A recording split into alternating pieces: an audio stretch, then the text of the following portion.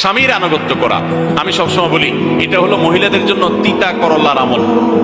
তিতা করল্লা দিয়ে জুস বানায় খাওয়ানো, এটা যেরকম কষ্টের কাজ মানুষের জন্য, ঠিক একইভাবে মহিলাদের জন্য স্বামীর কথা শোনাটা এরকম কষ্টের কাজ।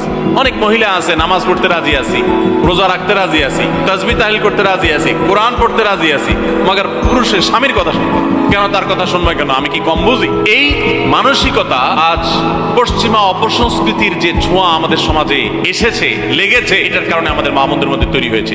এটা কখনো আমাদেরকে সুখী করতে পারে না। একটা ছোট মুদি দোকানেও একজনকে দায়িত্বশীল মানতে হয়, একজন মালিক হয়, আরেকজন অধীনস্থ হয়, একজন ম্যানেজার হয়, আরেকজন তার কর্মী হয়। এতটুকু চেইন অফ কমান্ড যদি ঠিক না থাকে, তাহলে একটা ছোট দোকানও সুশৃঙ্খল ভাবে চলতে পারে না, সেটাও বিশৃঙ্খল হয়ে যাবে। তাহলে একটা সংসার, একটা পরিবারে একজনকে মুরব্বী না মানলে কিভাবে সেটা চলতে পারে? অবশ্যই একজন নারী তার স্বামীকে অভিভাবক মানবেন, মুরব্বী মানবেন, তাকে মেনে চলবেন।